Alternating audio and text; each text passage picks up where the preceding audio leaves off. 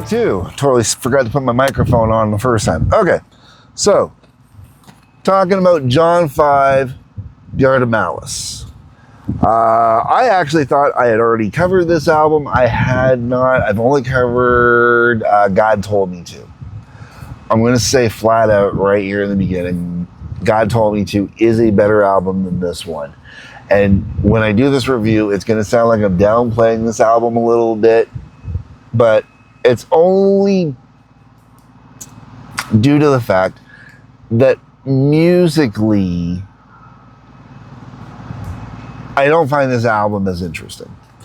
When my band was still together, the whole band was still together, and I wasn't just doing my own independent music stuff under the label of the Howling Odyssey, the band would get together and jam songs out together. And if, we didn't turn them into lyric songs and kept them just as instrumentals, we would usually name them based off of how the song sounded to us, what it sounded like. Particularly, we had one song called Shiver Me Timbers. It literally sounded like it was a battle between two pirate ships going at each other, and one of them was about to blow apart at the seams. Hence, Shiver Me Timbers. But it's what the song sounded like, not the story the song told. There was no story, it was a jam.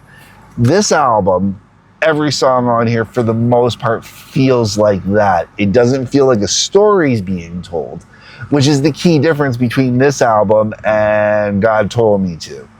Most of the songs on God Told Me To feel like stories are being told. This one feels like the title is just the vibe of the song. That being said, I'm going to get in the track list. Before I get in the track listing, the other thing too is this one kind of goes back and forth. It's kind of like a shredder, then something a little more country folksy, back to a shredder, back and forth, back and forth, back and forth. And weirdly, it's a lot of the folksy, acoustic-y, country-like songs that I actually prefer better.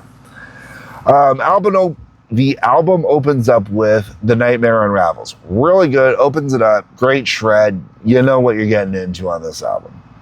Then you go into The Art of Malice, which is fantastic. My biggest complaint is it's too short. It's only a minute and 46 seconds. Great Spanish motif going on in this one. Sounds beautiful. Really love what he's got going on this one. Should have been more. I Will or Spite follows that, which is okay. It just, it's another shredder. JW follows that, which goes into more of a folksy kind of thing, which is cool. You Dig, featuring Billy Sheehan. Would have expected a little more craziness on the bass than it sounds like there is. Can I Live Again? This one's got a very gothic kind of light sort of a glass. A very goth kind of vibe to it. And when I say not goth as in goth music, I mean goth as in gothic, as in that dark kind of vibe going on to it. Very acousticy. You ever seen the picture of the American Gothic picture? The dude holding the pitchfork with his wives.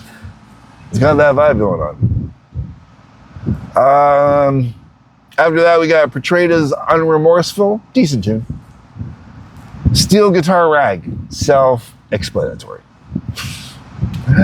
Wayne County Killer, another major shredder again, really good.